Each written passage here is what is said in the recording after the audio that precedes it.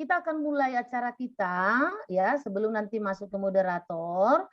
Mari kita bernyanyi bersama-sama di tempat masing-masing dengan tidak perlu buka mic, dengan semangat ya. Ini adalah lagu tema kita. Lagu tema kita yang sengaja dipilih karena maknanya cukup dalam ya. Judulnya adalah Hidup bagi Kristus. Mari kita bersama-sama menyanyikannya.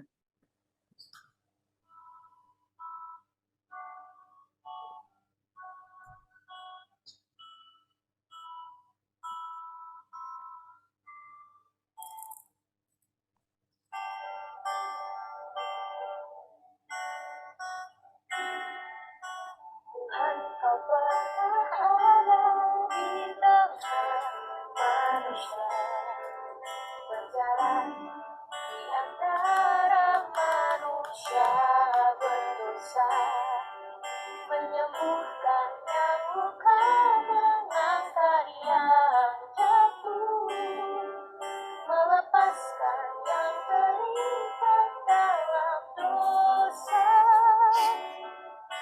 Tuhan, telah ku rasakan indahnya kasih-Mu. Tak mungkin hanya ku simpan berdiam diri. Bawalah aku berjalan di tengah dunia-Mu. Buatlah aku hidup hanya untuk-Mu. Hidup bagi Kristus hanya mungkin karena kasih-Nya. Hidup bagi Kristus hanya mungkin karena anugerah, mengasihi yang Dia kasihi, melakukan yang Dia kerjakan. Ku mau hidup bagi Kristus.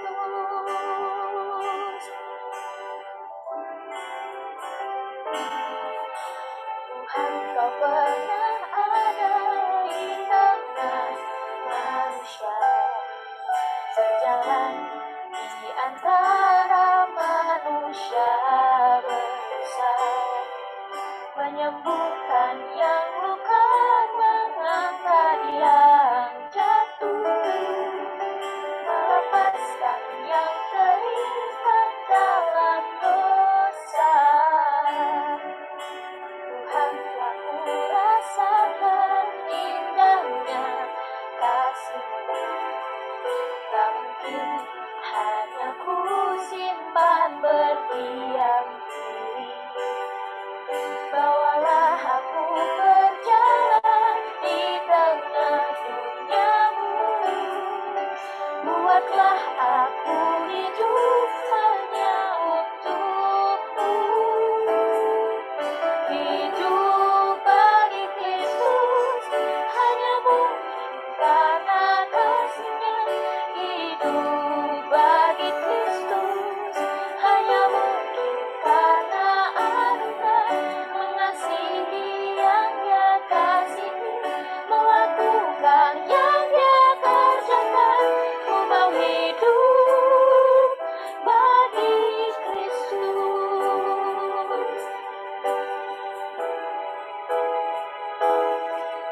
Hidup bagi Kristus hanya mungkin karena kasih-Nya.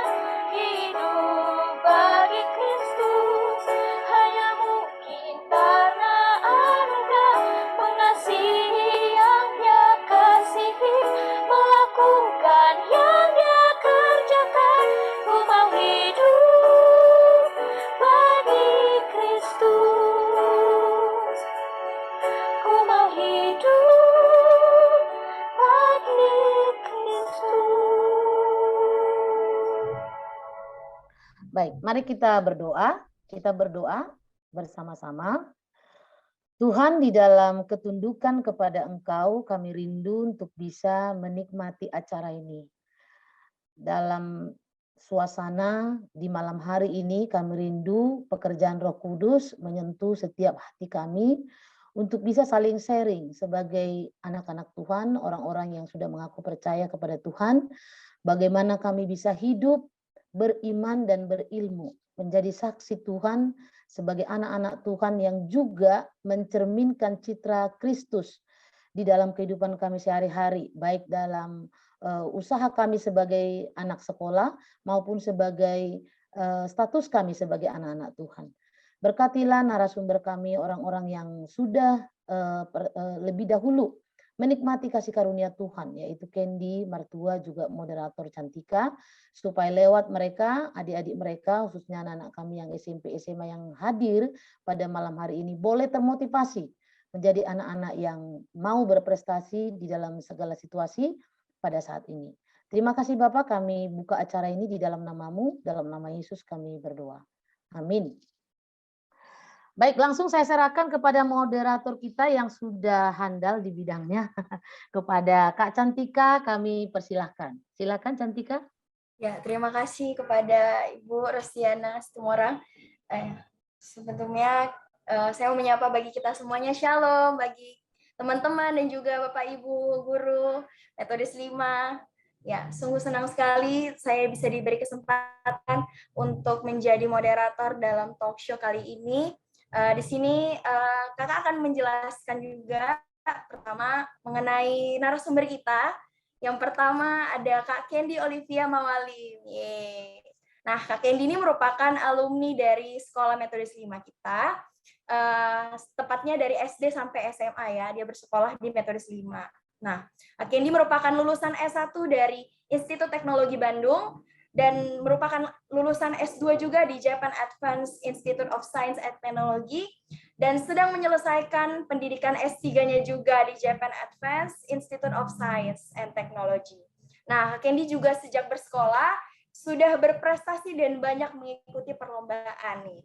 Nah, dari SMP sampai SMA dia sudah mengikuti perlombaan di bidang matematika, fisika dan kimia dan juga juara di beberapa olimpiade gitu ya. Dan juga S1-nya lulus cum laude dan dapat beasiswa Maybank nih. Kalau kalian tahu, bank ternama juga di Indonesia. Dan lulusan S2-nya juga mendapatkan predikat The Best Student Award. Nah, coba dong beli reaction-nya buat Kak Candy. Ada love atau ada senyuman atau tanda meriah gitu. Yeay. Oke, shalom Kak Candy. Shalom. Ya. Oke, dan juga nih buat narasumber kita yang kedua ada abang kita yang paling ganteng yang udah hadir hari ini, ada Bang Martua Andrew Puno. Yeay. Bang Martua merupakan tamatan dari SD Amaluhur Medan dan juga merupakan lulusan dari SMP dan juga SMA Metodis 5 kita nih guys nih, oke. Dan saat ini sedang menempuh pendidikan di kedokteran semester 5 di Fakultas Kedokteran USU Medan nih. Shalom Bang Martua. Shalom Kak Cantika, shalom Bapak Ibu Guru, teman-teman sekalian. Nah, sekarang udah ada nih narasumber-narasumber kita. Kita mau denger ini penjelasan-penjelasan mereka, apa yang mereka boleh alami selama sekolah, bahkan sampai saat ini, dan bagaimana pengenalan mereka akan firman Tuhan, dan juga pengalaman mereka sebagai orang yang berprestasi di dunia luar. Nah, kita akan mendengarkan penjelasan yang pertama. Gimana sih proses pengenalan akan Yesus secara pribadi dan proses pertumbuhan rohani mengenal akan firman sehingga kerohanian juga mendukung prestasinya sampai saat ini. Nah, boleh yang pertama bisa Kak Candy kami beri waktu 15 menit untuk boleh menjelaskan.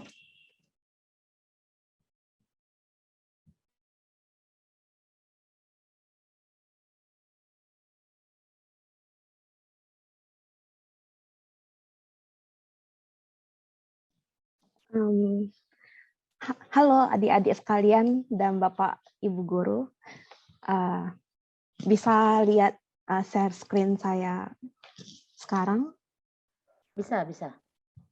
Oke. Jadi saya senang sekali bisa diberi kesempatan untuk sharing cerita dengan adik-adik serta guru-guru di Metodis 5 pada retreat ke-18 SMP SMA Metodis 5 pada hari ini. Saya masih tegang sih. Jadi terima kasih juga untuk guru-guru dan siswa-siswi yang sudah mempersiapkan acara ini dari jauh-jauh hari. Semoga lewat retreat ini semua pihak yang terlibat bisa mendapat berkat yang berlimpah. Jadi sebelum berbicara lebih lanjut, seperti yang sudah dikenalin oleh moderator kita, Kak Cantika, saya ingin perkenalkan diri terlebih dahulu secara langsung. Jadi nama lengkap saya Candy Olivia Mawalim. Biasanya dipanggil Candy. Jadi di sini mungkin adik-adik bisa panggil saya si Candy atau Kak Candy atau terserah adik-adik sekalian mau panggilnya apa. Saya lulusan SMA Metodis 5 tahun 2013. Jadi udah sekitar 8 tahun yang lalu. Sekarang saya masih aktif sebagai mahasiswa S3 di Jepang dan sekarang aktif bergereja di Kanazawa Baptist Church. Tapi di gereja ini karena ibadahnya pakai bahasa Jepang, jadi kalau misalnya saya main ke Tokyo gitu, saya pergi ke gereja Indonesia di MRII Tokyo, kalau kalian tahu. Jadi di sesi ini, jadi di sesi ini, selain berkenalan, saya akan bercerita tentang pengalaman hidup dan perjalanan kehidupan rohani saya. Pertama mengenai riwayat pendidikan. Jadi singkat aja ya. Jadi tadi dijelaskan dari SD, tapi sebenarnya dari TK sih. Saya udah di Metodis 5, jadi dari TK sampai SMA saya sekolah di Metodis 5. Kemudian saya melanjutkan pendidikan S1 di Institut Teknologi Bandung di ITB. Kalau ada yang nggak tahu lokasi Bandung di mana, itu ada petanya. Kemudian saya melanjutkan S2 dan S3 hingga sekarang di Japan Advanced Institute of Science and Technology. Jadi kalau misalnya susah ejanya, bilang JAIS gitu. Oke. Jadi saya akan cerita dari awal saya kecil. Jadi saya waktu kecil dibesarkan dan dididik dalam keluarga non-Kristen oleh kedua orang tua saya dengan sangat keras. Mungkin sebagian adik-adik juga ada yang merasakan hal yang sama. Jadi saya dan kedua saudara perempuan saya dituntut untuk selalu meraih nilai yang terbaik atau sempurna kayak nilai 100 gitu, dan menjadi yang terbaik secara akademik. Ya tentu ya sebagai anak-anak ada kalanya saya merasa tertekan dengan tuntutan itu dan mencoba melawan kayak dengan perkataan atau perbuatan nakal. Tapi papa saya yang sangat keras menegur saya, jadi saya takut dan akhirnya saya hanya menurutinya. Di lain sisi, mama saya juga selalu memberikan didikan yang keras, tapi mama selalu memberikan nasihat dan pengertian agar kami bisa memahami setiap didikan yang diberikan. Saya sungguh bersyukur dengan didikan yang keras dan disertai dengan nasihat yang mempertumbuhkan saya hingga sekarang. Meskipun meskipun ada hal yang membuat saya masih trauma gitu, kayak masih susah untuk mengungkapkan atau mengekspresikan sesuatu di depan umum. Jadi tapi saya bersyukur karena ada keluarga saya hingga saya bisa seperti saya apa adanya hingga sekarang. Saya juga bersyukur karena saya diberikan kesempatan untuk bersekolah di sekolah Kristen. Jadi meskipun awalnya hanya menuruti runtutan kegiatan yang diajarkan sekolah dari TK, saya bersyukur karena bisa mengenal Tuhan yang sejati sejak kecil. Saya tidak tahu apa yang akan terjadi jika saya tidak pernah mendengarkan firman Tuhan yang diberitakan. Dalam tekanan yang selalu untuk menjadi terbaik, saya sering mempertanyakan apa tujuan hidup saya, mengapa saya ada, apa tujuan dari keberadaan saya, mengapa saya dilahirkan dan ditempatkan di sini, dan lain sebagainya. Namun saat firman Tuhan diberitakan di sekolah, perlahan-lahan saya semakin mengerti dari firman Tuhan yang diberitakan, baik itu di sekolah minggu, KKR maupun kelas agama di sekolah, semua jawaban dari apa yang saya gumulkan itu ada di firman Tuhan. Jadi kesimpulan yang mungkin secara singkat dapat saya sampaikan adalah saya adalah manusia yang diciptakan menurut gambar dan rupa Allah yang sudah jatuh dalam dosa, yang hanya oleh belas kasihan Tuhan ditebus dan dipanggil sesuai dengan rencana Allah. Hal ini memberikan penghiburan yang sejati, di mana perjuangan saya menjadi tidak sia-sia, karena Tuhan tidak menuntut kita untuk menjadi sempurna, karena tidak mungkin ada orang yang bisa sempurna. Tetapi dialah yang dalam kesempurnaannya rela mengosongkan diri untuk menebus kita yang tidak layak. Tuhan menuntun dan memelihara kita, memakai kita yang tidak layak untuk menjadi saksi, menyatakan kemuliaannya di dunia ini. Saya percaya banyak dari adik-adik sudah pernah mendengar bahkan menghafal isi Amsal 1 ayat 7. Mari kita baca bersama-sama. 1, 2, 3. Takut akan Tuhan adalah permulaan pengetahuan, tetapi orang bodoh menghina hikmat dan didikan. Mungkin ada sebagian dari kalian yang hanya menghafal atau sudah mulai menghidupi firman ini. Jadi saat ayat ini benar-benar dihidupi, saya pribadi mulai mengerti maknanya. Pemahaman akan firman Tuhan menjadi landasan pertumbuhan rohani saya, yang dari awalnya hanya mengejar prestasi agar diri diakui orang lain, baik itu orang tua, guru-guru, ataupun teman-teman, hingga mengusahakan prestasi sebagai ungkapan rasa syukur kepada Tuhan untuk menyatakan kemuliaannya. Saat bersekolah di Metodis 5, saya aktif mengikuti beberapa kompetisi di bidang matematika, fisika, dan kimia. Kompetisi-kompetisi ini membuat saya sangat mengerti peribahasa di atas langit masih ada langit, dan membuat saya belajar untuk lebih rendah hati. Meskipun saya dari kecil sudah meraih juara 1 di kelas, masih banyak anak-anak di luar sana yang jauh lebih pintar dari saya. Saya bersyukur karena meskipun tidak seperti sekolah, mungkin masih banyak sekolah top lain di luar sana yang memiliki pelatihan khusus kayak untuk kompetisi. Ada guru-guru di Metodis 5 yang saya tidak bisa sebutkan satu persatu, tapi masih saya ingat selalu mendukung bukan hanya secara intelektual, tetapi juga spiritual.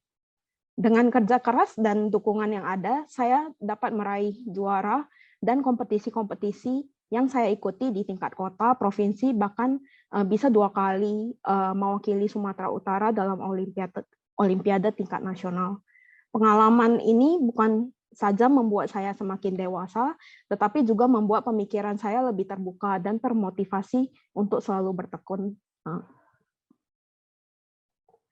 Jadi setelah lulus dari Metodis 5, saya melanjutkan pendidikan S1 di ITB, dan kemudian S2, S3 di JAIS hingga saat ini. Tentu banyak sekali pasang surut kehidupan yang dialami selama kuliah, dan mungkin yang paling terasa itu pas pertama tinggal jauh dari keluarga, tapi mungkin pengalaman ini akan, kalau ada kesempatan saya akan sharing di tempat lain, karena sangat terbatas untuk sharing di sini, mengingat waktu yang ada.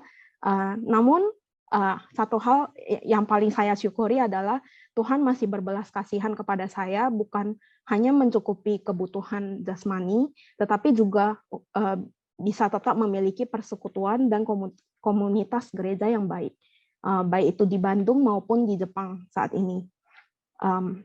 Sejak di ITB, saya aktif melayani di tim audiovisual, baik di PMK maupun di gereja saat ini.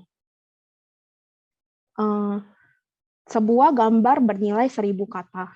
Jadi sebagai penutup sesi ini, saya akan tunjukkan beberapa foto tentang aktivitas saya selama bersekolah dan kuliah. Jadi ini adalah beberapa lomba yang pernah saya ikuti, yaitu Olimpiade Sains Nasional di Jakarta tahun 2013. Kemudian ada juga lomba Metodis 2 Expo, di mana saya saat itu bisa menjuarai kompetisi bidang matematika dan kimia.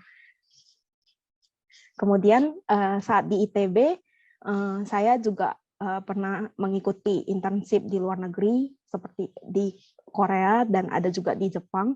Kemudian saya juga mengikuti lomba-lomba programming atau hackathon di UI. Kemudian saya lulus dari ITB di wisuda Juli 2017. Selain aktivitas akademik, saya juga aktif bergereja di GRI Bandung dan menjadi anggota paduan suara. Saya juga aktif di Persekutuan Mahasiswa LPMI Bandung angkatan 2013. Kemudian di JAIS, saya belajar cara untuk melakukan penelitian dan mempresentasikan hasil-hasil penelitian saya di konferensi-konferensi, baik itu konferensi domestik ataupun internasional, kemudian berbagi cerita dan kolaborasi dan pertukaran budaya dengan teman-teman lain yang berada di luar negara Jepang ini dan luar Indonesia. Jadi ini adalah salah satu prestasi yang pernah saya capai juga di saat saya S2, yaitu Best Paper Award di Human Computer Interaction International 2019 di Florida, USA. Sekian dari saya. Terima kasih.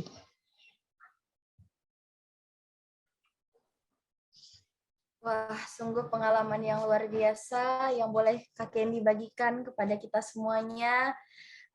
Mengingat juga tentang tadi sharing firman yang dibilang oleh Kak Kendi tentang takut akan Tuhan adalah permulaan pengetahuan. Tanpa Tuhan sebenarnya kita bukan apa-apa, tapi ketika Tuhan yang menjadikan kita, Tuhan yang memberikan tujuan hidup dalam diri kita, maka kita bisa mampu menjalani hidup kita dengan baik dan maksimal, dan apapun yang boleh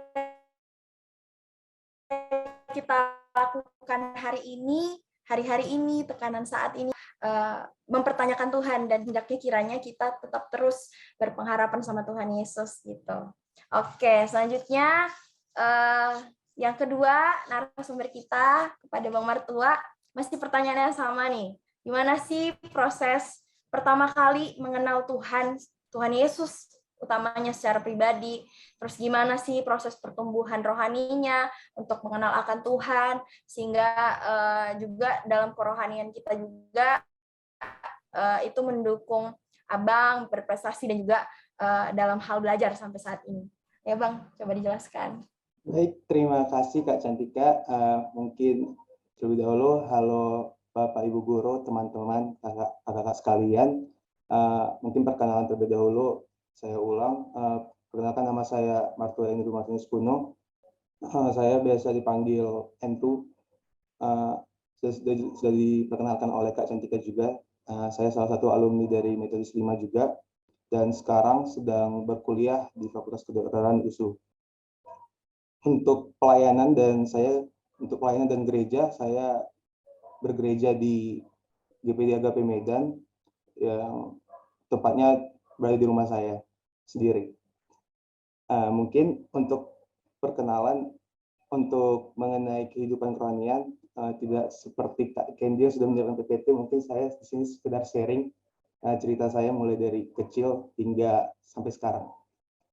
Untuk keluarga saya sendiri, saya berbeda dengan Kak Kendi, saya itu lahir di keluarga Kristen yang Kristen banget, di mana itu bapak dan ibu saya itu seorang pendeta. Jadi dari kecil hingga sekarang dicekokin itu soal Kristenan, soal bagaimana itu Yesus. Dan untuk perkenalan terhadap Tuhan Yesus sendiri, saya sudah cekokin gitu dari kecil hingga sekarang. Akan tetapi ini menjadi suatu pedang bermata dua, di mana terkadang saya itu merasa ibadah ataupun berdoa itu hanya sebuah rutinitas saja, dan tidak menganggap itu sebagai suatu perjumpaan dengan Tuhan Yesus, bahwa itu sebagai hal yang istimewa di hadapan Tuhan Yesus. Sebenarnya pada saat saya SD itu kan saya SD di Amaluhur, di mana itu bukan sekolah yang dibawahi dengan agama Kristen, itu adalah sekolah swasta yang dimana mayoritas agamanya itu Muslim.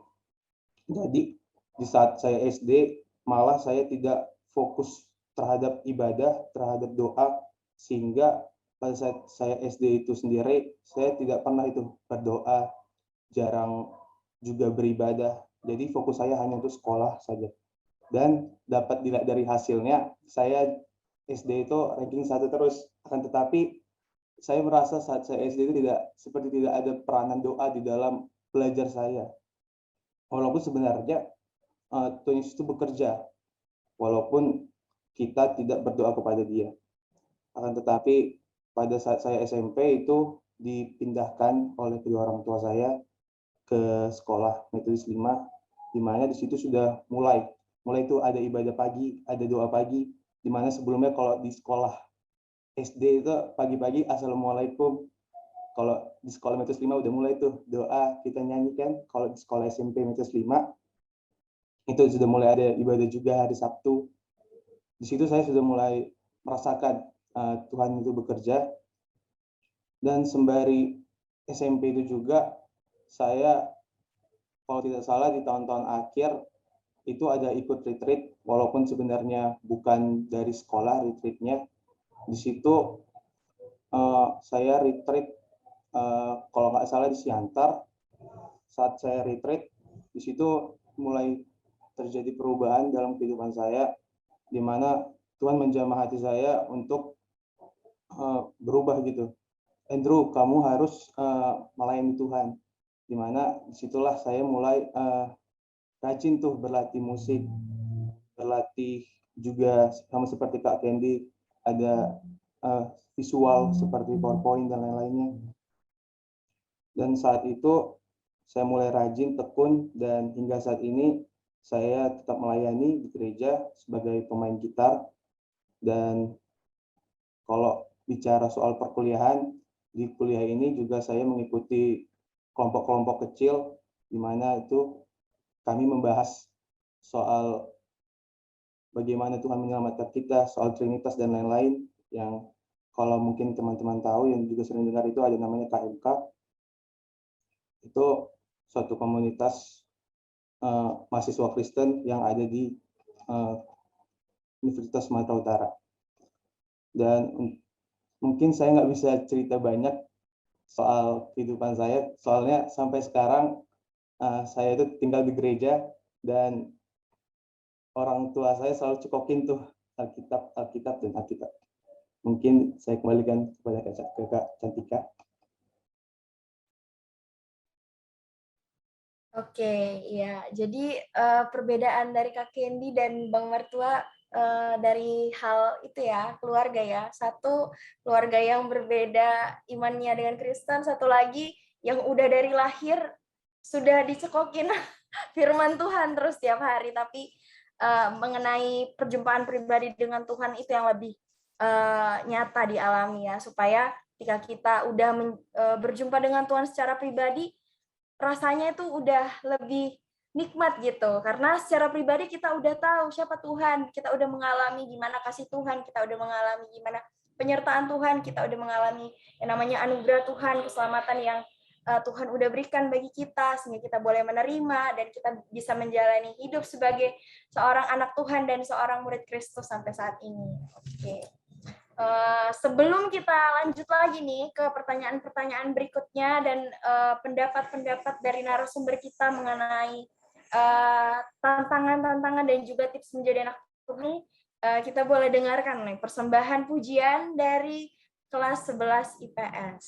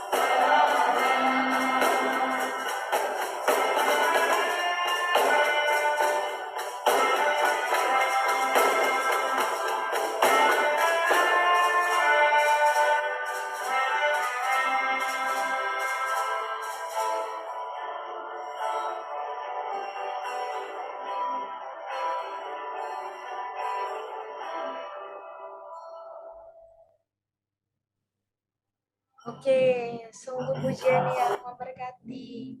Ya, sungguh pujian yang memberkati kita bahwa menyatakan kalau Tuhan Yesus itu kekal dari dulu sampai selama-lamanya.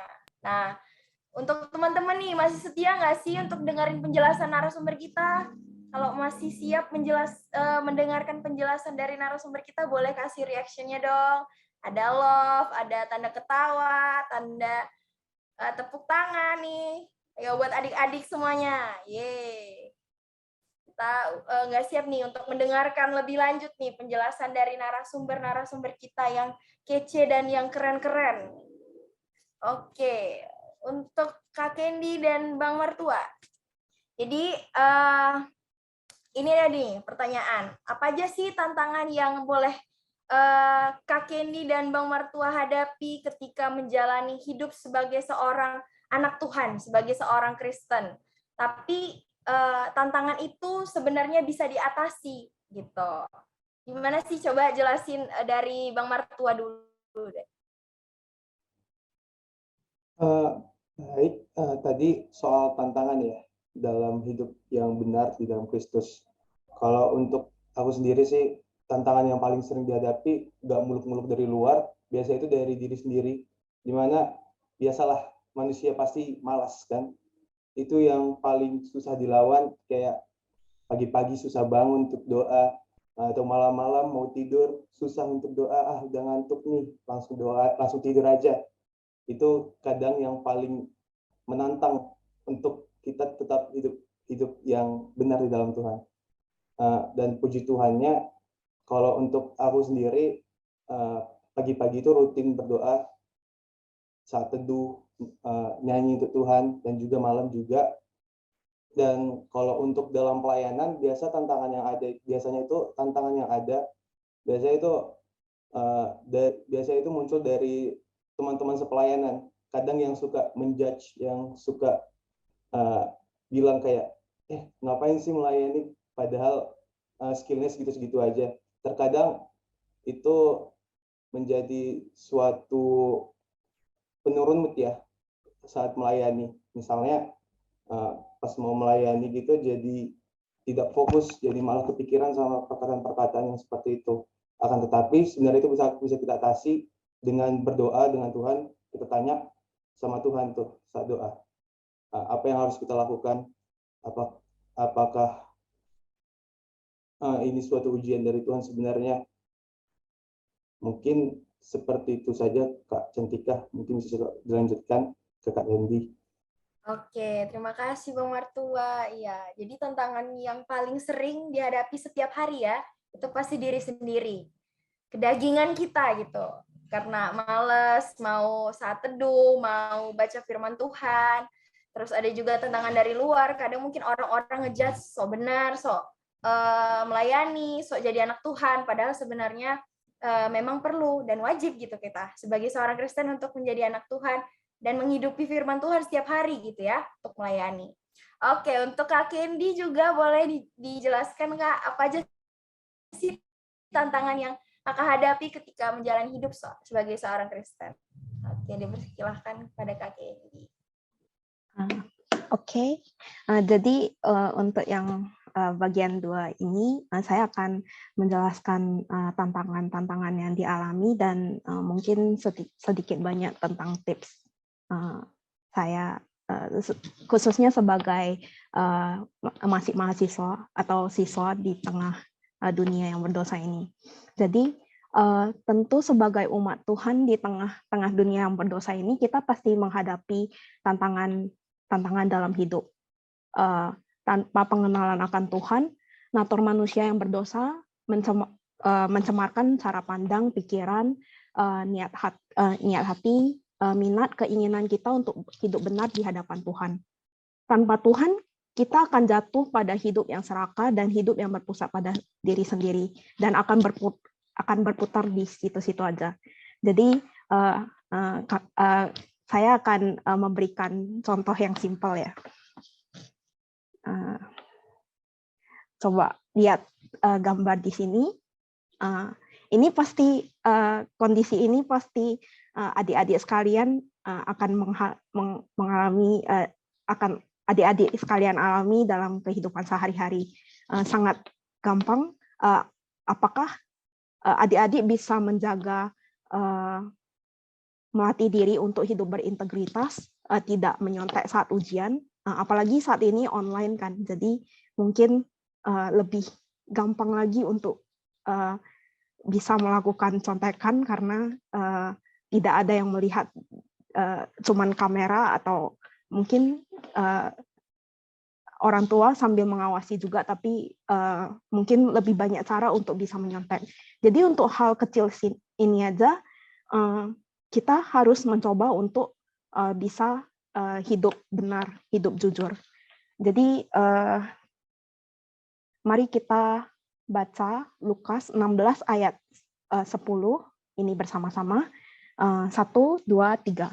Barang siapa setia dalam perkara-perkara kecil, ia setia juga dalam perkara-perkara besar. Dan barang siapa tidak benar dalam perkara-perkara kecil, ia tidak benar juga dalam perkara-perkara besar. Kita harus bisa hidup jujur dan berintegritas meski tidak ada manusia lain yang melihat. Ingat, Tuhan melihat setiap yang kita lakukan. Meski ada kalanya dengan hidup demikian kita akan dianggap aneh, seperti yang Kak Martua sudah bilang tadi, kita harus bisa bertahan dan dan melihat teladan Tuhan kita Yesus Kristus yang telah menang, bertahan dalam cobaan dan telah menang atas dosa. Saat kita bekerja untuk Tuhan, kita tidak sendiri, tapi ada Tuhan yang memelihara dan memberikan pengharapan kepada kita. Dengan demikian, saat kita setia dalam perkara-perkara kecil, hal-hal yang kecil yang Tuhan percayakan kepada kita, setahap demi setahap, Tuhan akan memberikan tanggung jawab kepada kita yang lebih besar, yang bahkan melampaui apa yang bisa kita bayangkan. Jadi tentunya selain tantangan dari luar, seperti yang udah dijelaskan Kak Martua juga tadi, musuh terbesar kita adalah diri sendiri. Kita seringkali tidak berbeda dengan dunia yang menentukan pilihan berdasarkan keegoisan diri sendiri. Misalnya, coba anak-anak kelas 12 yang nanti yang akan lulus dalam waktu dekat ini, berapa banyak orang yang kalau misalnya pilih pekerjaan atau jurusan kuliah yang pilihnya berdasarkan gajian tinggi misalnya, atau ketenaran, kenyamanan, dan lain-lain. Pasti banyak kan. Jadi saya bukan berkata itu tidak benar, tapi coba kita kaitkan itu dengan iman Kristen kita.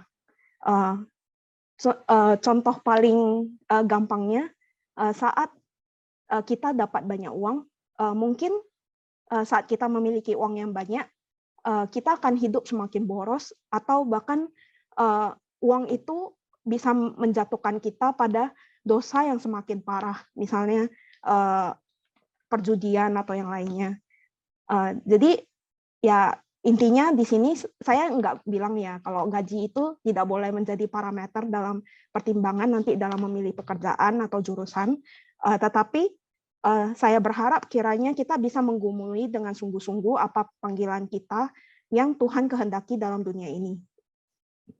Kelebihan yang dianugerahkan kepada kita pada akhirnya harus bisa kita pertanggungjawabkan di hadapan Tuhan.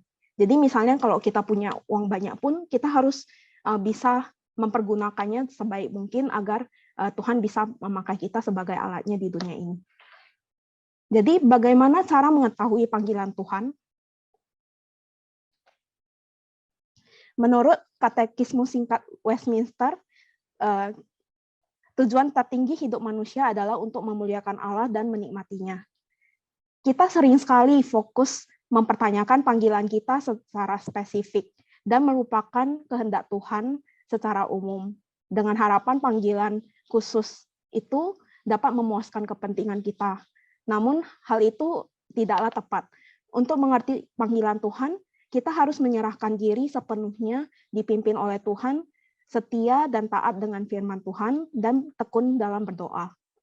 Apa yang Tuhan percayakan kepada kita saat ini, kerjakanlah dengan taat dan setia, meskipun hal itu terlihat sangat kecil. Tanpa hal kecil, tidak mungkin ada hal yang besar. Jadi, contoh saya berikan contoh yang gampang ya, agar adik-adik sekalian bisa langsung ada hal yang bisa langsung dipraktekkan. Jadi adik-adik sekalian, sebagai alumni sekolah ini, saya sungguh berharap kiranya Tuhan bisa memakai adik-adik semua menjadi alat Tuhan yang sangat besar untuk mempermuliakan nama Tuhan di dunia ini. Jadi misalnya fasilitas yang ada sekarang, kiranya adik-adik bisa mempergunakannya dengan baik. Jadi sejak muda kita harus mempergunakan waktu yang ada sebaik mungkin. Internet yang tersedia yang bisa diakses dengan mudah, cobalah digunakan secara positif untuk membuka wawasan adik-adik semua supaya lebih luas dan bisa memperkaya adik-adik sekalian dalam menggali potensi yang ada di dalam diri sendiri. Jangan gunakan internet untuk hal-hal yang negatif ya, karena itu akan membuat kalian jatuh ke dalam dosa, misalnya dosa kemalasan, misalnya karena melihat video YouTube yang terlalu banyak atau kecanduan main game atau yang lainnya atau dosa yang lainnya. Jadi untuk mengakhiri sesi ini saya akan bagikan beberapa tips yang mungkin bisa adik-adik gunakan juga dalam belajar dan mungkin bisa dipertimbangkan karena saya juga mempertimbangkan setiap tips ini di dalam hidup saya sendiri. Jadi ada 5 tips. Yang pertama, find your passion. Jadi gali terus kemampuan dan bakat adik-adik sekalian, gumulkan dengan sungguh-sungguh panggilan Tuhan dalam hidupmu. Jangan lupa berdoa. Jadi dalam bergumul kita harus senantiasa berdoa, minta belas kasihan Tuhan agar Tuhan benar-benar bisa memimpin jalan kita. Yang kedua adalah always try your best. Selalu usahakan dan berikan yang terbaik dalam segala hal yang kalian kerjakan. Karena Tuhan telah memberikan yang terbaik, yaitu Yesus Kristus untuk menebus kita, manusia yang tidak layak ini. Yang ketiga adalah perseverance atau ketekunan. Meski sudah melakukan yang terbaik, ada kalanya hasil tidak sesuai dengan harapan kita. Kita tidak boleh menyerah begitu saja. Ketekunan diperlukan agar kita bisa semakin dibentuk oleh Tuhan. Kemudian, challenge yourself. Sebagai manusia, setiap dari kita memiliki kelemahan yang bisa menjadi penghambat kita dalam bekerja untuk Tuhan. Seperti saya sendiri, saya sangat minder dan takut ngomong di depan banyak orang seperti saat ini. Jadi saya selalu melatih diri untuk terus-menerus bisa dibentuk oleh Tuhan. Jadi seperti kesempatan pada saat ini, saya sangat bersyukur bisa berbagi dengan kalian. Kemudian yang terakhir tentunya kita perlu komunitas Kristen. Kita diciptakan bukan sebagai makhluk individualis, tetapi Tuhan memanggil kita sebagai komunitas gereja untuk bersekutu, bersaksi, dan melayani, saling melayani satu dengan yang lainnya. Sekian dari saya. Terima kasih.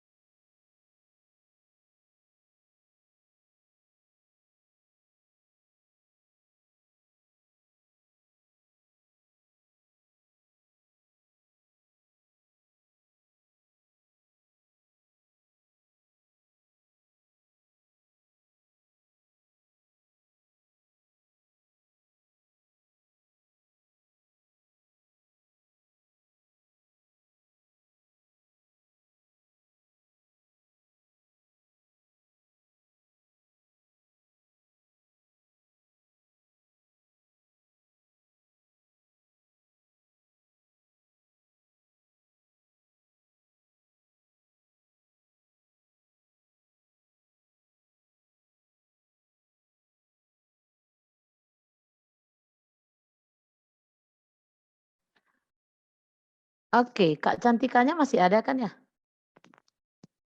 Kak Cantika, karena sambil menunggu anak-anak yang SMP, SMA untuk apa namanya ini mengajukan pertanyaan atau diskusi untuk narasumber kita yang narasumber, marah Ibu Nurin, narasumber kita yang hebat-hebat ini ya. Kak Cantika sebenarnya mau menyanyikan sebuah lagu, ya, menunjukkan talenta yang luar biasa. Kak Cantika sudah ada di tempat Kak Cantika atau sedang unmute?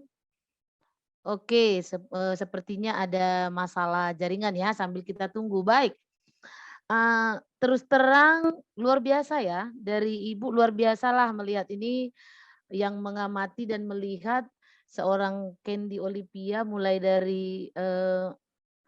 dari tahun berapa kita jumpa ya. Yang pasti yang paling ingat udah pastilah karena ngajarnya di SMP ya, di SMP udah ketemu, SMA begitu ya.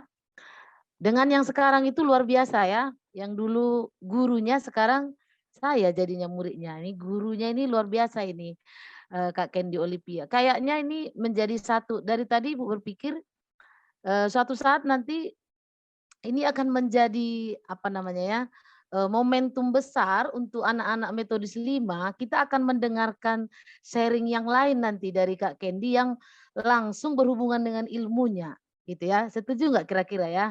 Nah, jadi ini harus siap-siap ya, Kak Kendi harus siap-siap untuk kasih waktu dong untuk Metodis 5, untuk adik-adiknya SMP, SMA nanti suatu saat akan share langsung tentang ilmunya. Sebetulnya sih kalau sempat waktu ya, kita mau sampai di sana ya. Tapi ya kita tahulah ini waktunya juga tidak terlalu banyak. Tapi share hari ini luar biasa menurut saya untuk Kendi dan untuk Martua menjadi paket komplit hari ini ya. Jadi dari sudut pandang kerohaniannya mengalami pertumbuhan dan kenikmatan di dalam Tuhan ketika mengikuti pembelajaran dari sekolah gitu ya. Kemudian menikmati panggilannya juga sebagaimana adanya ya bagi mahasiswa, Martua dan juga Kendi ya di bidangnya masing-masing. Jadi menurut saya ini paket komplit ya. Jadi sangat tertarik dan saya yakin udah banyak yang antri nih untuk bertanya dari anak-anak yang SMP dan juga yang SMA ya. Baik, jadi tadinya kita sedang menunggu ini ya, Kak Cantika mungkin ada masalah jaringan ini untuk masuk kembali ke kita karena sepertinya ada masalah jaringan. Tolong nanti panitia kalau Kak Cantikanya udah masuk diberitahu ya. Jadi untuk sementara saya ambil alih dulu. Coba ada di antara anak-anak kami yang mau bertanya, boleh ya langsung ya Kak Kendi ya, sama Bang Mertua ya. Oke, jadi yang saya ingat betul ini mereka ini adalah juga orang-orang yang aktif waktu masih sekolah ya. Kendi tentu di bidang sainsnya yang luar biasa. Ada satu, hampir lupa saya. Untuk diingat, Kendi ini waktu sekolah sudah buat buku loh. Ya kan Kendi ya, ingat nggak ya? Jangan-jangan nggak ingat lagi tuh bukunya di mana. Dia udah buat buku rumus matematika, cara mudah ya. Apa sih judulnya Kendi? Boleh dikasih tahu. Cara mudah ya apa? Saya juga udah Lupa. lupa, Bu. Lupa ya. Dia sudah Jadi menulis rumus apa?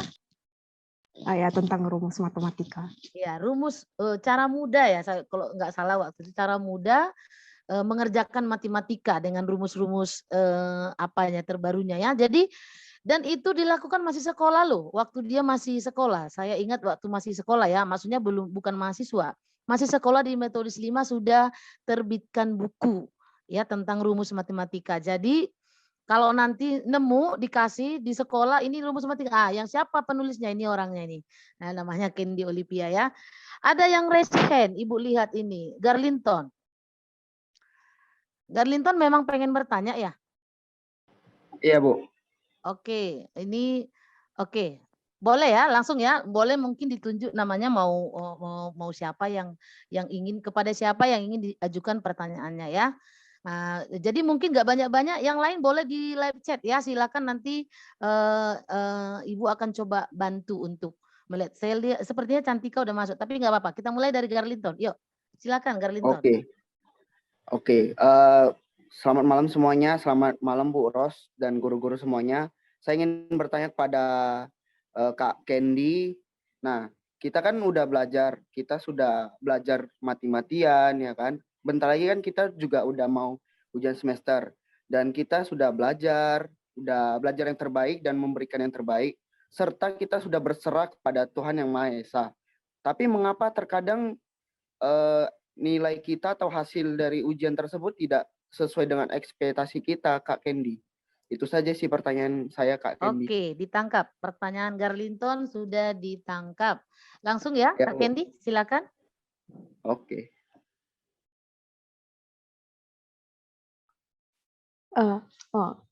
Halo Garlinton. Terima kasih udah bertanya. Jadi untuk ekspektasi dan hasil itu hal yang faktor yang tidak bisa kita ubah. Jadi kita hanya perlu berusaha terus berjuang yang terbaik. Jadi meskipun hasilnya tidak bagus, kita berjuang lagi supaya berikutnya bisa semakin baik. Karena itu juga proses proses Tuhan dalam membimbing kita sih. Jadi kayak misalnya pengalaman saya sendiri ya, kan saya pas pokoknya dari sekolah itu kan juara terus.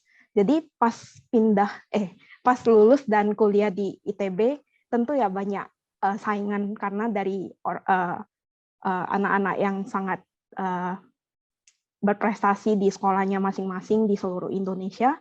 Jadi ada saatnya nilai saya itu nggak A. Jadi saya sangat kecewa karena karena saya udah belajar dengan sungguh-sungguh dan kayak mati-matian gitu, tapi tetap nggak bisa mendapatkan nilai yang bagus gitu.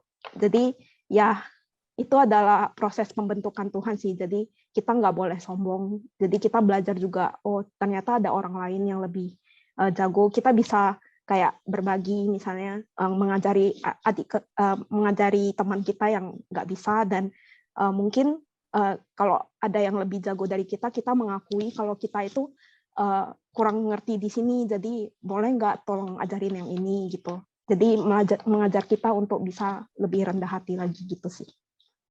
Jawaban dari saya. Terima kasih. Oke, cukup jelas ya, Garlinton ya. Ada yang mau ditambah, Mertua, atau cukup dengan penjelasan Kak Candy? Kurang lebih sama seperti Kak Candy. Kalau aku sendiri, Garlinton, kalau lihat dari SMP, kalau boleh cerita itu aku nggak pernah ranking sama sekali. Dari SMP kelas 1, 2, dan 3 itu rankingnya bawah terus. Justru pas naiknya itu pas SMA, di situ baru mulai sadar, lah kok nilaiku bisa rendah, apakah kurang berusaha atau apa. Jadinya nilai rendah itu jadi mood booster gitu, jadi kayak mood booster untuk belajar lebih lagi untuk bisa meraih nilai yang lebih tinggi lagi. Dan juga ada faktor lingkungan di mana teman-teman yang nilainya tinggi itu dia terlihat senang gitu saat dapat nilai tinggi. Kepengen ngerasain kayak gitu juga. Jadinya semakin rajin belajar sehingga mendapat nilai yang tinggi, baru disitulah kepuasannya didapat. Mungkin gitu, Garlinton. Oke, jadi mantap sekali ya. Tadi juga di slide ada dibuat sama Kak Candy. Jangan pernah menyerah. Semangat ya. Seorang kalau sudah berusaha, berdoa, biarkan Tuhan memberi hasilnya, kan begitu ya. Tadi Candy bilang bahkan seorang Candy yang selalu perfect pun di sini bisa juga kurang nilainya di tempat lain. Jadi tidak apa-apa, itu berarti harus berusaha lagi. Kak Cantika sudah berada di tempat, Kak Cantika? Boleh? Sudah, Bu. Oke. Ini ya, itulah hal-hal yang tidak bisa kita kendalikan ya kalau sudah dari luar. Oke, Kak Cantika, mau langsung nyanyi dulu atau mau kita dengarkan pertanyaan dari adik-adiknya? Gimana ini kira-kira? Udah bisa langsung nyanyi dulu? Udah banyak kali yang raise hand ini, udah nggak sabar lagi Ibu lihat soalnya. Iya, Bu, boleh, Bu. Langsung nyanyi ya atau pertanyaan dulu? Bolehlah satu pertanyaan lagi. Satu pertanyaan ya. Tadi Ibu lihat ada ini yang segerombol manusia, Ibu lihat sudah langsung raise hand ini. Kayaknya ini ya. Tapi nanti deh untuk Evans DKK. Ibu mau Evelyn dong? Udah cantik kali Ibu lihat apanya nih? Apa namanya? Tendanya. Oke, silakan Evelyn. Evelyn, boleh tuh di-mute-kan dulu? Selamat pagi, selamat malam kepada Ibu dan guru-guru semuanya. Untuk Kak Candy juga dengan Abang Mertua, selamat malam. Saya ingin bertanya untuk Abang Mertua, apa saja halangan-halangan Abang saat pertama kali Abang masuk ke dalam kuliah kedokteran? Oke, baik. Terima kasih Evelyn atas pertanyaannya. Ini juga cukup menarik, di mana pas perkuliahan, baru masuk kuliah itu ya, itu Abang itu masih kayak terlalu santai lah istilahnya. Soalnya kan masuk ke kedokteran itu kan lumayan sulit lah. Jadinya capeknya itu udah terasa kali. Jadinya pas masuk FK malah berleha-leha gitu. Jadi kayak malas belajar gitu. Soalnya merasa pencapaiannya itu udah dapet gitu, udah masuk FK gitu istilahnya. Akan tetapi seiring berjalan waktu juga sempat pas semester 1 itu ya, abang dapat nilai jelek. Jadinya di situ baru mulai sadar bahwa oh terlalu santai nih, harus balik seperti yang dulu, belajar yang giat. Soalnya kan untuk FK ini sendiri pelajarannya kan terkait dengan manusia ya. Jadinya yang ditangani nantinya manusia, bukan hal yang main-main. Jadinya mulai rajin belajar, ya gitu mungkin Evelyn. Ya, lebih ke terlalu santai di awal-awal. Oke ya, baik. Langsung diambil alih Kak Cantika, mau nyanyi langsung dulu ini biar agak refresh dulu kita ini. Udah pengen kali mendengar suara Kak Cantika. Langsung aja ya Kak Cantika, silahkan. Oke, ya. Kita mau nyanyi-nyanyi dulu sejenak. Boleh teman-teman kalau yang tahu lagunya kita boleh nyanyi sama-sama. Kakak akan nyanyi pakai gitar, jadi kalau nanti gitarnya nggak terlalu kedengeran, mohon maaf. Dan kakak juga nggak sepandai Bang Martua ya main gitar, jadi kalaupun kuncinya nanti salah-salah, mohon maklum ya Bang Martua. Oke. Udah keren kok Kak Cantika.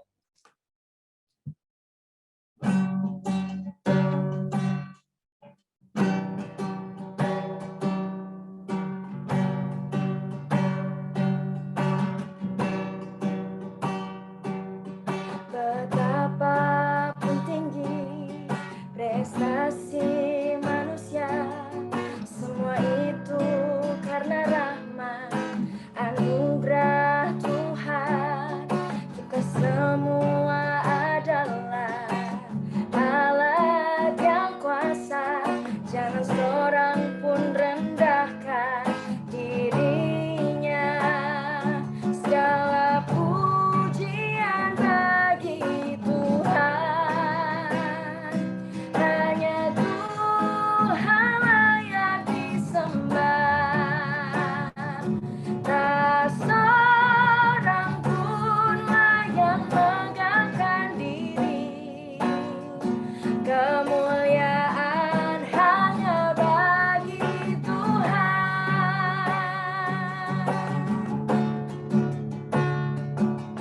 Betapapun tinggi prestasi manusia, semua itu karena rahmat anugerah Tuhan.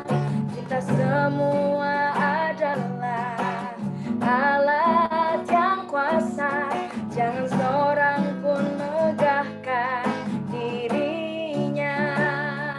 Segala pujian bagi Tuhan, hanya Tuhan layak disembah. Tak seorang pun layak megahkan diri, kemuliaan hanya bagi Tuhan. Segala pujian bagi Tuhan, hanya Tuhan layak disembah. Tak seorang pun layak megahkan diri, kemuliaan hanya bagi Tuhan. Tak seorang pun layak megahkan diri, kemuliaan hanya bagi Tuhan. Segala pujian bagi Tuhan. Oke, jadi ini lagunya tuh mengingatkan kita bahwa seberapa berkuasanya kita, seberapa pintarnya kita, seberapa kayanya pun kita yang kita miliki dalam dunia ini, itu semua hanyalah pemberian dan anugerah Tuhan semata. Jadi segala sesuatu yang kita punya, segala sesuatu yang kita miliki, segala sesuatu yang kita capai, hendaknya itu semua hanya untuk kemuliaan Tuhan. Jangan ada yang memegahkan diri, jangan ada yang merasa dirinya lebih hebat dari yang lain, karena seperti yang Kak Kenny bilang, di atas langit masih ada langit. Jadi masih ada yang lebih pintar, masih ada yang lebih kaya, masih ada yang lebih berkuasa dari kita. Oke, untuk pertanyaan selanjutnya, boleh lagi next. Ya, lanjut Kak Cantika, langsung diambil alih sebagai Oke. moderator. Ya, ini ada lagi yang mau bertanya nih dari siapa nih ya? Oke, dari 12 IPA Yiska, 11 IPA Evans, 8C Albert. Ini siapa nih yang mau bertanya nih? Tiga-tiganya kah atau satu-satu?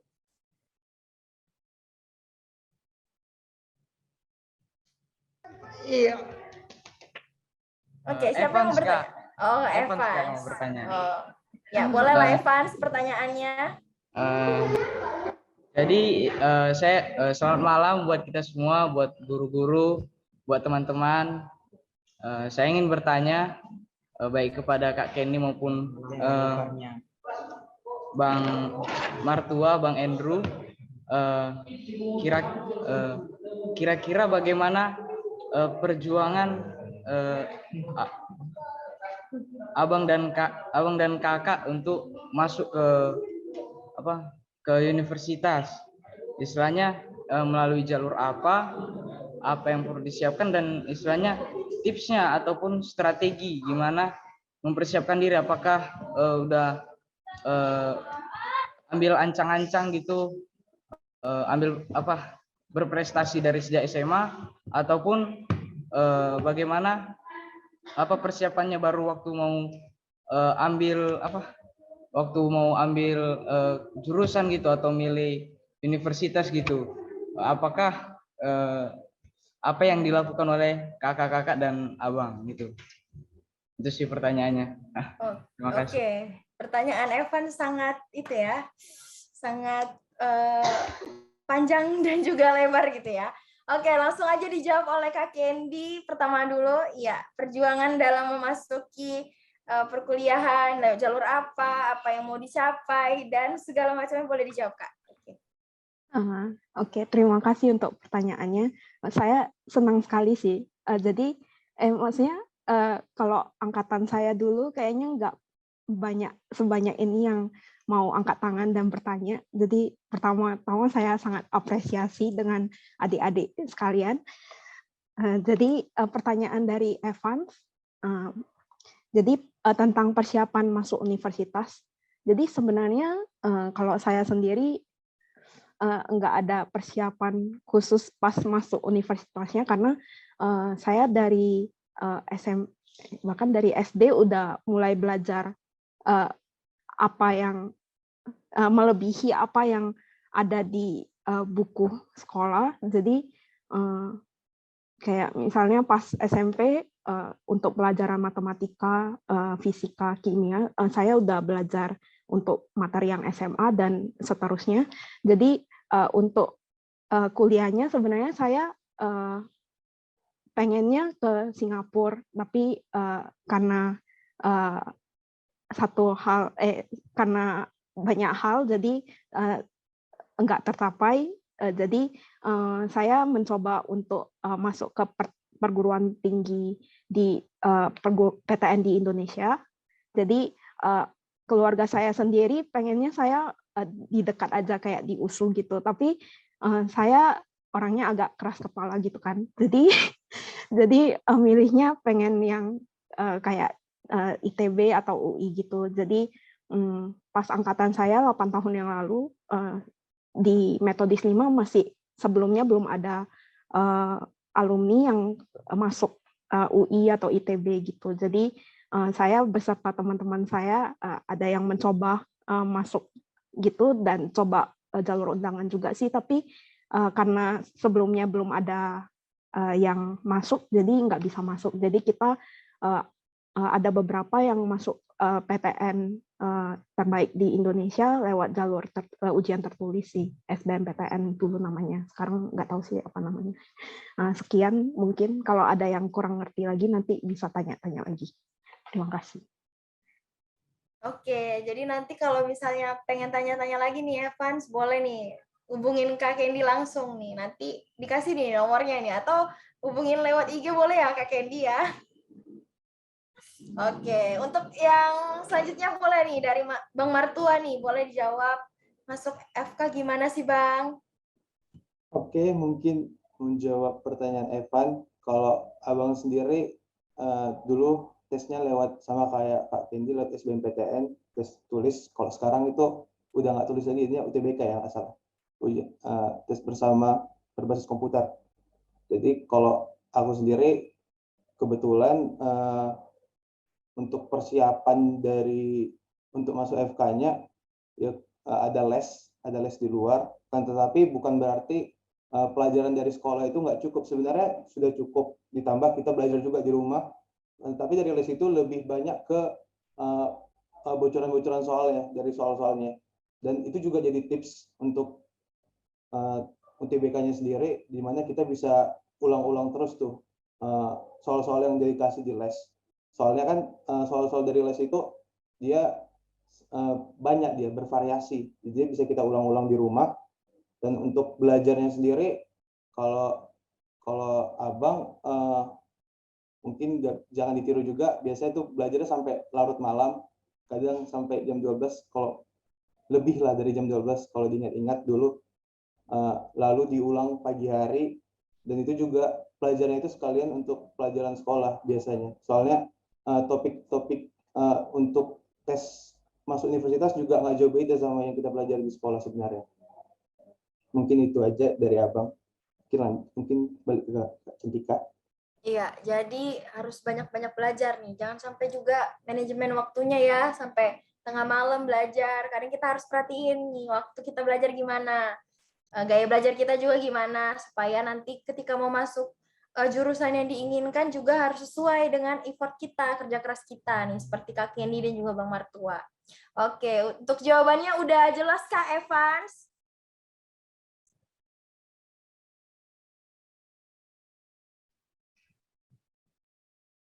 Sebenarnya sih masih agak kurang, Kak. Oh iya, ada yang Nggak apa-apa, kurang. di lain Apa sekali. nih? Istilahnya gitu, apa tipsnya gitu, Kak? Oh, tipsnya. Tipsnya gitu. Gimana Evans sih mau masuk jurusan apa emangnya? kedokteran, Kak. Oh, ya udah berarti tips dari Bang Martua nih. Apa nih, Bang? Tipsnya masuk kedokteran? Kalau dari aku sendiri tadi udah abang bilang juga, selalu ulang-ulang soal-soal yang ada, bukan berarti maksudnya kayak kita ulang topik yang kita pelajari juga soal-soal. Lalu kan Evan ini mau masuk kedokteran ya. Dulu katanya sistem UTBK itu dia nengok tuh kalau misalnya masuk kedokteran dilihat nilai yang biologinya. Mungkin Evan bisa tingkatkan yang biologinya, tapi jangan sampai yang nilai-nilai yang lain juga jadi rendah gara-gara meningkatkan yang biologi aja. Mungkin itu aja sih Kak dari aku. Oke, ya jadi harus ditingkatkan nih nilai biologinya, terutama IPA ya, karena kan Evans IPA juga nih, nilai-nilai IPA-nya harus ditingkatkan. Dan juga diulang-ulang soalnya supaya, karena setiap soal SBMPTN atau UTBK ini pasti terulang-ulang juga nih metodenya atau pertanyaannya. Nah, siapa tahu nanti ketika diulang soalnya, soal-soal TO-nya juga, terus ada di UTBK kan, puji Tuhan bisa dijawab gitu. Oke, udah jelas Kak Evans?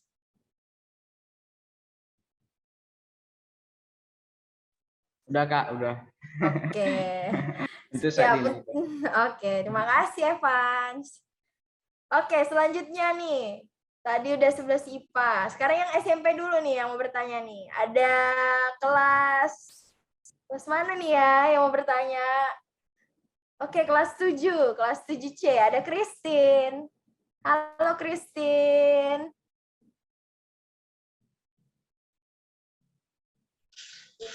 Halo Kak. Oke, bisa nih langsung Selamat bertanya malam. nih. Selamat malam Bapak Ibu Guru juga teman-teman semua.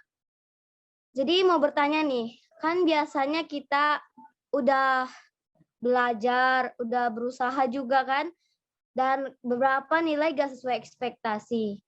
Nah, beberapa juga teman-teman dan diri saya sendiri juga males untuk berusaha lebih lagi.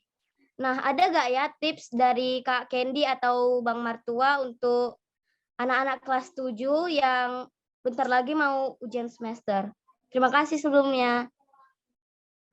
Oke, jadi ini pertanyaan dari Christine, ada nggak sih tips untuk supaya kita bisa ngerjain soal, apalagi ini mau ujian nih kelas 7C, mengatasi rasa malas. Boleh dijawab dari Kak Kendi dulu nih. Ya, Kak Kendi. Halo Christine. Jadi sebenarnya jawabannya udah ada di slide yang tadi sih, dan udah dijelaskan ke tadi Garlinton ya. Jadi ya kalau misalnya musuh dalam diri sendiri kayak kedagingan kita, ya kita nggak bisa kalau nggak kita sendiri yang melakukan. Jadi mau semalas apapun, cobalah untuk bangkit dari kemalasan itu dan coba untuk mulai belajar. Jadi saat kamu udah mulai, pasti saat mulai misalnya males nih belajar matematika, jadi cobalah mulai ngerjain satu soal. Terus makin dikerjakan pasti makin bisa panjang gitu. Jadi untuk memulai itu yang penting sekali sih. Dan saat kamu sedang sudah muak gitu dengan apa yang dipelajari, mungkin bisa tenangkan hati, cari waktu teduh, coba doa, kemudian baca firman Tuhan, dan coba lagi untuk bisa mulai belajar lagi dan jangan pernah menyerah. Itu aja sih dari saya. Nggak ada cara pintas sih untuk bisa mengatasi kemalasan, harus dari diri sendiri. Itu sih dari saya. Terima kasih. Oke, ya langsung dijawab sama Bang Martua juga nih. Mungkin udah dijelaskan secara jelas oleh Kak Kendi, tapi mungkin ngasih tips sedikit. Kalau dari abang sendiri, kan kadang tuh pas belajar udah mulai agak suntuk, udah mulai agak panas tuh kepala. Mungkin kalau abang sendiri bisa tinggalin dulu bukunya, lalu ngerjain hobi lah, hobi. Kalau abang sendiri kan hobinya main gitar, jadinya kadang main gitar.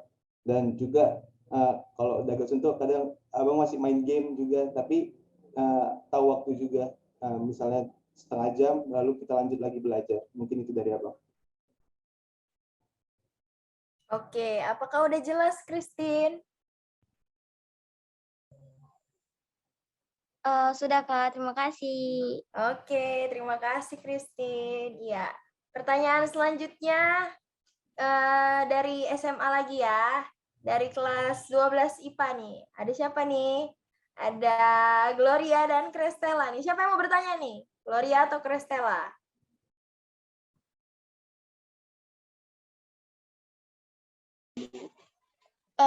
Ya, saya mau bertanya Kristala. Oke, Crestela, silakan pertanyaannya.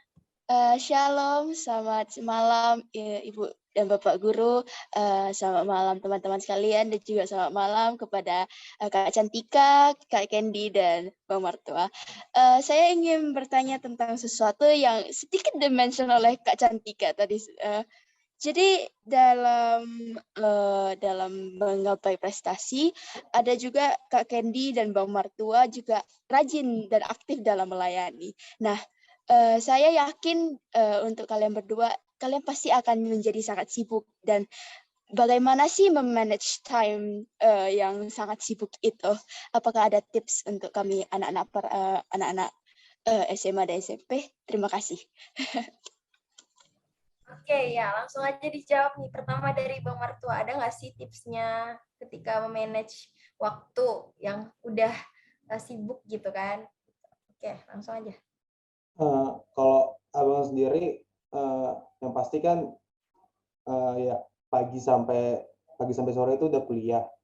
Jadinya sisa waktu yang itu berarti dari jam 7 sampai jam 4. Lalu setelah siap kuliah, biasanya itu melakukan hobi-hobi yang bisa abang lakukan, baik itu main game ataupun main gitar. Lalu di malam hari, kalau kan biasanya itu ada ibadah kita ambillah sampai jam 9. Dari jam 9 itu abang cicil pelajaran abang, misalnya hari ini tuh yang dibahas ada 4 topik, abang pelajari itu hanya 2 topik saja, jadi sekitar 2 jam, sekitar jam-jam 11. Lalu biasanya di jam 11 itu kami sekeluarga itu ada doa, siap doa itu langsung tidur. Jadinya 2 pelajaran yang tadi gimana Bang? Itu biasa abang kebut di hari Sabtu di akhir di weekend gitu, diulangi lagi dari yang jadinya itu ada beberapa topik ya. Kalau misalnya ada 2 topik kan Senin sampai Jumat, berarti 12 topik sisa itu bisa kita kebut dari siang sampai sore gitu. Itu mungkin cara Abang manage waktunya. Oke, jadi dibuat time schedule ya, Bang? Iya benar Kak Iya. Santika. Oke, untuk yang Kak Kendi nih, apa sih tips dari Kak Kendi? Jadi terima kasih, pertama-tama terima kasih untuk pertanyaannya dan shalom untuk Gloria dan Kristela. Tadi yang tanya Gloria ya? Atau Kristela? Kristela, Kak. Oh, oke. Salam kenal Kristela. Jadi ya ada mungkin ada beberapa yang overlap jawabannya sama Kak Martua tadi udah jelasin, dan mungkin saat kalian semakin dewasa nanti bakal akan selalu ada pergumulan ini, kayak bagaimana sih cara membagi waktu kalian gitu, karena semakin kalian mengerjakan sesuatu hal yang kecil, kalian akan diberikan tanggung jawab yang lebih besar kan. Jadi pasti banyak hal yang kelihatan penting gitu, dan sampai kalian nggak tahu gimana cara membaginya. Jadi harus harus bisa membagi prioritas sih menurut saya. Jadi misalnya untuk saya sendiri ya, kalau misalnya dari sekolah itu kan di sekolah ada pelajaran-pelajaran yang udah disediakan waktunya kan. Jadi cobalah benar-benar belajar saat pelajaran itu. Jadi habis sekolah kan kalian ada waktu luang gitu. Jadi misalnya ada yang mau mengembangkan diri lewat hobi, atau mau melayani di mana gitu, atau mau belajar hal yang lain, bisa gitu. Jadi waktu-waktu yang ada itu nggak sia-sia terbuang gitu aja.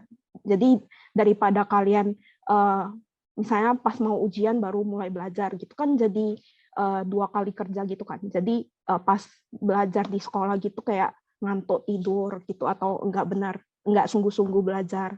Padahal kan ada guru yang kalau misalnya kalian nggak ngerti bisa tanya langsung gitu.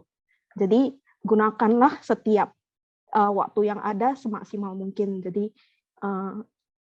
ya gitu sih. Jadi untuk saya sendiri sekarang pasti lebih sibuk lagi, karena untuk research, untuk penelitian itu bahkan yang nggak ada liburnya gitu. Kalau misalnya mau kapan ngerjainnya bisa aja, terus kayak misalnya kalau ada meeting gitu harus siap bisa melaporkan hasil dan lain sebagainya. Jadi untuk mengatur waktu kayak misalnya mau pelayanan atau mau misalnya ke gereja atau apa, ya itu prioritas sih. Jadi kayak misalnya mana hal yang bisa mempertumbuhkan iman kita, mana hal yang semakin menjerumuskan kita pada misalnya rutinitas atau dosa. Jadi kita harus benar-benar dimulkan, dan ya buat schedule juga sih. Jadi semakin kalian dewasa akan mungkin semakin padat jadwal kalian, dan ya itu kalian harus bisa dengan bijak membagi waktu yang ada, karena satu hari cuma 24 jam. Jadi ya pergunakanlah sebaik-baik mungkin. Itu saran dari saya. Terima kasih. Iya, oke. Jadi jawabannya udah jelas kan dari Bang Martua buat time schedule-nya. Dari Kak Kendi, tentuin mana nih prioritas yang paling penting kah, mendesak kah, yang paling berguna untuk dikerjakan supaya nanti nggak keteter, atau ketika melakukan pekerjaan juga nggak tumpang tindih nih, gitu. Udah jelas Kak Kristela? Udah, makasih. Oke, iya. Terima kasih Kristela. Kayaknya udah cukup ya pertanyaannya. Nih kalau belum ada yang terjawab pertanyaannya yang lain, boleh nih ditanya langsung sama Kak Kendi dan juga Bang Martua. Boleh nih Bang di rename, Kak Candy rename nama IG-nya, dibuat di namanya gitu biar mereka bisa tahu gitu, atau ditanya-tanya melalui DM Instagram, atau juga melalui bisa di chat secara pribadi gitu. Boleh nih nama Kak Candy dan Bang Mertua di rename nih nama IG-nya gitu. Ya mereka bisa follow, atau mereka bisa langsung DM ke Kak Candy atau ke Bang Mertua. Ya, boleh ya kayak Bang Andrew nih. Bang Andrew ya. Bang Mertua nih, langsung nih di rename nih namanya, Andrew Puno. Jadi kalian yang mau bertanya atau yang masih penasaran tentang gimana sih masuk kedokteran atau gimana sih masuk JAIS ya, boleh ditanya nih ke Kak Candy dan juga Bang Mertua. Nih, ada Bang Mertua nih, Bang Andrew Puno ya, @Andrew Puno. Nah, Kak Candy juga Candy Olivia Lim nih. Jadi kita langsung bisa tanya secara langsung melalui DM, nanti bisa langsung dijawab oleh Kak Candy dan juga Bang Mertua.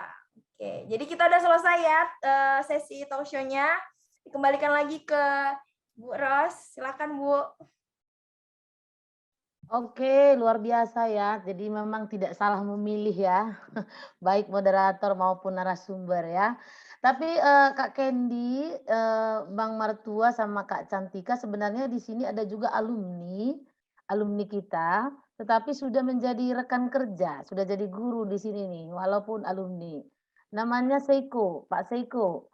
Kayaknya pengen kali bertanya, bolehlah satu ya, agak ditahan sedikit. Ibu lihat nih menunggu jam 9 masih ada 3 menit. Boleh ya Kak Candy sama Bang Mertua ya. Ini saya nggak tahu ada nggak yang seniornya ini si Seiko atau Pak Seiko ini seniornya. Mertua duluan mana sih? Seiko atau Mertua? Ko Seiko. Oke, jadi saya juga nggak tahu nih arahan pertanyaan Pak Seiko mau kemana nih. Oke, silakan Seiko kalau ada yang mau ditanyakan mumpung masih bisa. Udah larut malam nih di Jepang ini sekarang. Oke, terima kasih Bu Ros, terima kasih Kak Cantika. Jadi ya seperti disebutkan tadi, saya dulunya juga sekolah di Metodis 5 dari TK ya. Dan saya dulu juga adik kelasnya Kak Candy. Dan bagi saya Kak Candy cukup menginspirasi. Jadi ada satu kesan yang cukup melekat di ingatan saya dulu ketika ujian semester ya waktu itu. Kan kelasnya itu diacak dan saya pernah dapat sekelas dengan Kak Candy dan waktu itu ujian fisikanya seli-selinya kosong ya.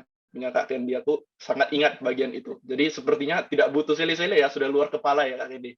Nah, jadi saya punya 2 pertanyaan nih dan dua-duanya spesifik untuk Kak Candy nih.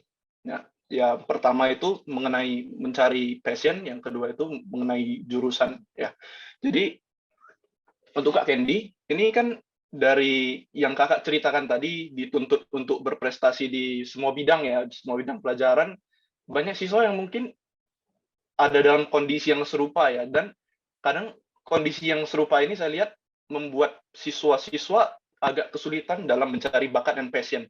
Nah, dari Kak Candy, apakah pernah terkendala seperti itu? Misalnya bingung passion karena sudah terbiasa harus sempurna di segala bidang, jadi menjadi bingung passionnya itu kemana. Kalau pernah terkendala seperti itu, apakah ada tips untuk pelajar-pelajar calon-calon siswa berprestasi di Metodis 5 untuk menemukan bakat dan passion? Nah, yang kedua ini untuk Kak Candy, ini kan Kak Candy juga jurusan informatika ya Kak ya.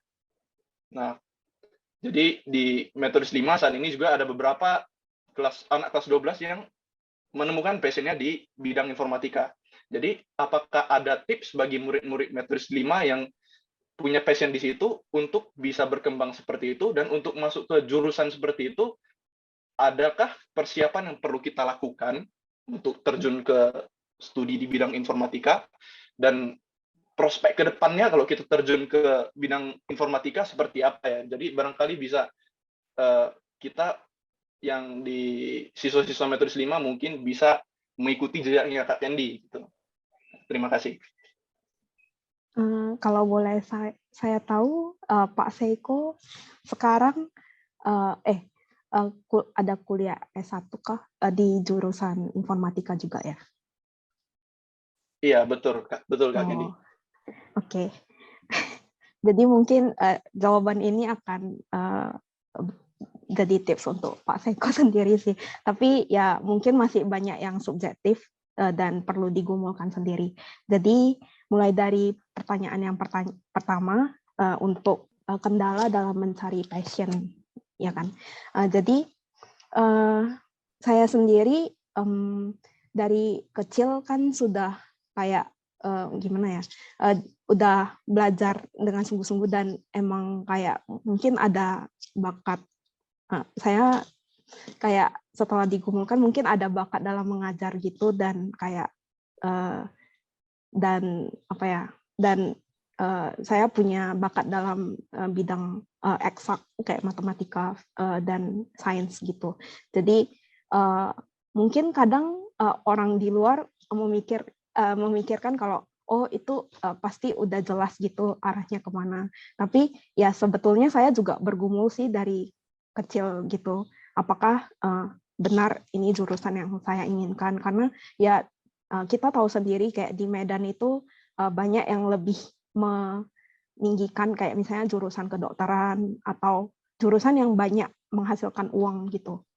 Jadi sedangkan saya sendiri kayak saya tahu, setelah saya belajar dengan sungguh-sungguh dan bagaimanapun kayak saya tahu kelemahan saya enggak kayak misalnya di bidang menghafal saya sulit sekali sih.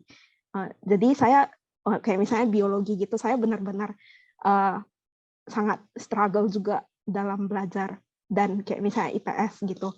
Tapi ya saya mencoba untuk bisa menjalani setiap hal yang ada, kayak misalnya kalau nggak ngerti ya udah baca berulang-ulang dan sampai ngerti gitu. Dan untuk apa tadi tantangan dalam mencari passion gitu.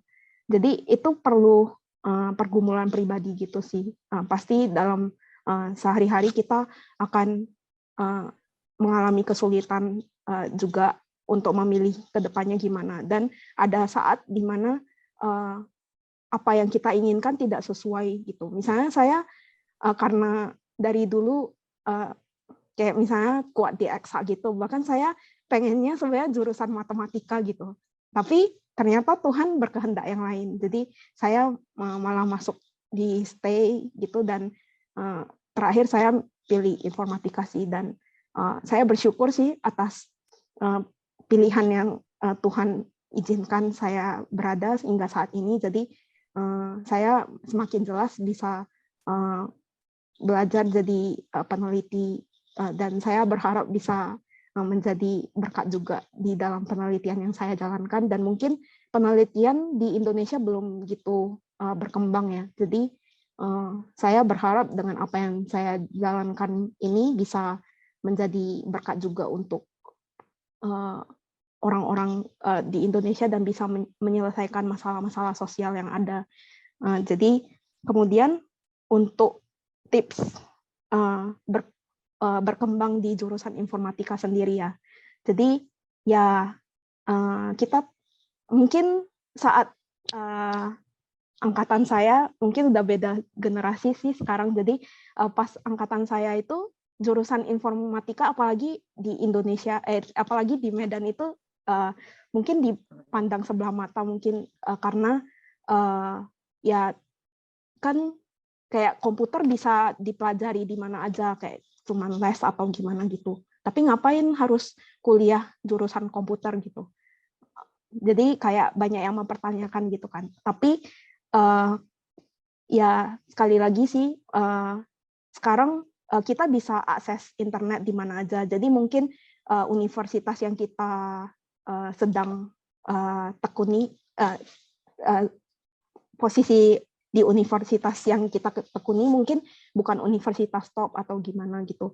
Tapi kita bisa memiliki koneksi dengan anak-anak di luar kayak misalnya di ITB atau di kampus-kampus yang lain gitu. Jadi kita bisa saling belajar gitu. Kayak mungkin sarana lomba juga bisa dipergunakan untuk melihat sebenarnya informatika itu apa sih, sebenarnya apa yang bisa kita gunakan dalam informatika untuk menyelesaikan permasalahan yang ada dan apa berkat yang bisa kita bagikan lewat jurusan ini.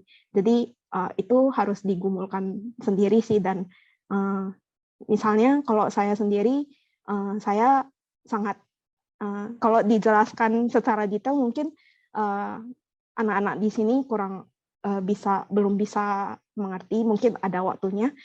Jadi saya sendiri tertarik dengan pemrosesan suara. Jadi kayak kenapa? Karena saya suka itu kan matematika dan sains, dan di bidang ini saya bisa mengaplikasikan apa yang saya pelajari itu, bahkan ada fisikanya dan matematikanya dan juga pemrograman gitu. Jadi penelitian yang saya lakukan bisa menerapkan apa yang sudah saya pelajari selama ini gitu sih.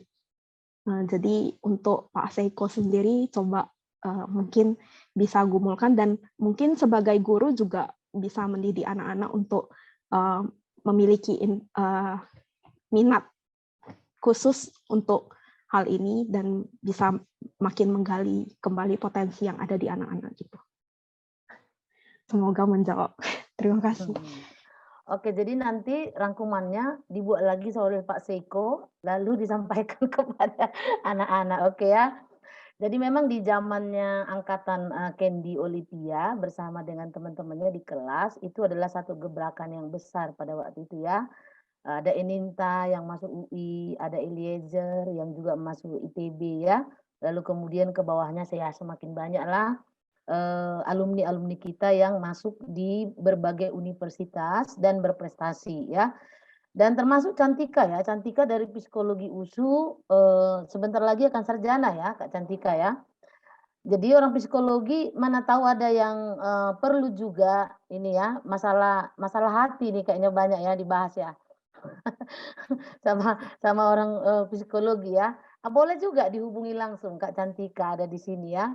Jadi boleh seperti tadi ya. Tolong juga nanti Kak Candy, Kak Cantika sama Bang Martua nanti kalau ada anak-anak murid Metodis 5 yang minta pertemanan di-add dong ya supaya mereka bisa lebih banyak mengenal dan bertanya-tanya mungkin.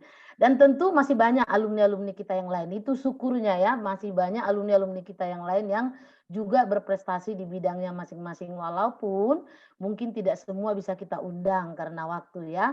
Nah oleh karena itu anak-anak kami yang di SMP bersegeralah mendaftar ya. Lihat ini produk-produk Metodis 5 itu sampai ke Jepang, sampai ke Jerman, sampai ke Australia sudah banyak ya. Jadi jangan ragu lagi ya.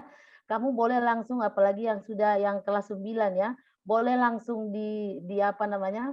Cari tempat untuk kelas 10 ya dan seterusnya gitu ya. Jadi ini adalah satu motivasi. Lihat contoh Candy, saya sih karena mintanya kemarin kurikulum kitanya dari SD, nah ditulislah dari SD Metodis 5. Ternyata informasi lagi untuk kita semua dari TK, Candy udah di Metodis 5 ya.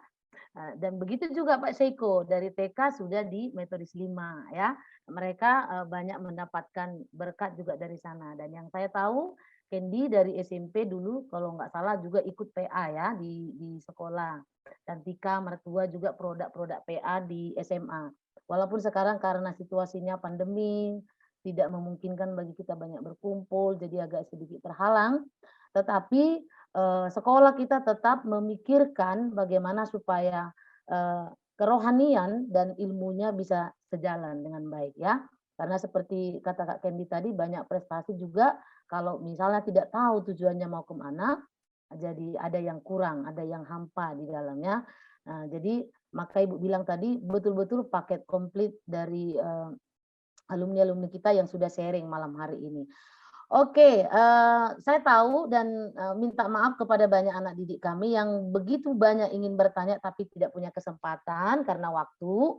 Sekarang juga Kak Candy di sana ini udah jam 11 lewat ya, tapi masih lebih beraura, masih lebih bersemangat. Saya lihat daripada yang sih, mungkin karena banyak Bapak Ibu gurunya udah tua juga kali ya Candy ya, agak sedikit dimaklumi sedikit ya. Tapi yang anak-anak muda saya lihat ini masih bersemangat, masih banyak yang bersemangat. Dan terima kasih untuk semua anak-anak kami yang sudah setia sampai sekarang ya. Udah beberapa yang mungkin karena jaringan lab gitu ya, tetapi sampai sekarang masih hampir 500 orang masih setia. Terima kasih, dan itu adalah satu pencapaian juga seperti kata Kak Kendi tadi, setia pada perkara kecil akan diberikan kesempatan untuk perkara-perkara yang besar. Kamu udah setia sampai sekarang mengikuti, mudah-mudahan untuk kesempatan-kesempatan lain semakin banyak untuk diberikan kepada kamu. Terima kasih untuk pujian yang indah lewat Kak Cantika tadi, dan terima kasih untuk anak-anak semua yang juga menjadi operator yang membantu kita selama sharing ini. Adakah yang mau disampaikan tambahan dari panitia sebelum kita tutup dalam doa? Habis? Oke. Baik, mari kita tutup dalam doa, kita berdoa bersama-sama. Kita berdoa sekali lagi. Tuhan, kami sungguh bersyukur kepadamu ya Bapa, karena di dalam belas kasihan-Mu kami dari berbagai daerah boleh dipertemukan di tempat ini ya Tuhan, lewat virtual pertemuan kami pada malam hari ini. Luar biasa sharing yang dibawakan oleh anak-anak-Mu yang dulu pernah sama-sama belajar bersama dengan kami di Metodis 5. Ada Candy, ada Martua, dan juga ada Cantika, dan ada kami tahu banyak lagi alumni-alumni lain di luar sana, bahkan beberapa tadi kami lihat ada ikut bergabung di Zoom ini ya Tuhan. Yang kami percaya ya Tuhan sudah pernah mendapatkan pembelajaran tentang firman Tuhan dan motivasi-motivasi dari guru-guru mereka untuk hidup benar sebagai anak-anak Tuhan. Biarlah itu dengan kuasa Roh Kudus diingatkan kembali supaya dimanapun mereka berada terus boleh bertumbuh sebagai saksi-saksi Kristus. Dan semua hal yang disampaikan pada malam hari ini memotivasi seluruh anak didik kami. Yang SMP, yang SMA, yang mengikutinya Tuhan, untuk tidak takut berprestasi, untuk tidak takut hidup benar, untuk semakin memotivasi diri, memacu diri, menggali semua potensi yang mereka punya sebagai anak-anak Tuhan dan mempertanggungjawabkannya kepada Tuhan. Bahkan anak-anak kami yang dari SMP supaya tidak ragu bahwa sebagai SMA di Metodis 5 juga banyak menghasilkan orang-orang yang berprestasi di berbagai bidang di alumni. Kami berdoa kepadamu Tuhan, biarlah semua hal yang sudah kami bahas malam hari ini oleh kuasa Roh Kudus membangun kami hidup menjadi anak-anak yang benar di hadapan Tuhan. Berkati anak-anakmu yang masih kuliah, baik Candy, Martua maupun Cantika dan alumni-alumni kami yang lain ya Tuhan, yang masih berkuliah di tempatnya masing-masing. Tuhan berkati mereka. Berkati anak-anak kami juga yang SMP, SMA yang akan mengikuti ujian di hari Senin nanti supaya mereka juga bisa menggunakan waktu yang ada, berkonsentrasi dengan baik, mempersiapkan pembelajarannya. Bahkan di sesi kami besok, sesi yang terakhir, kami mau berkonsentrasi juga mengikuti semua acara kami dengan benar. Terpuji namamu Tuhan, dalam nama Yesus kami berdoa. Amin.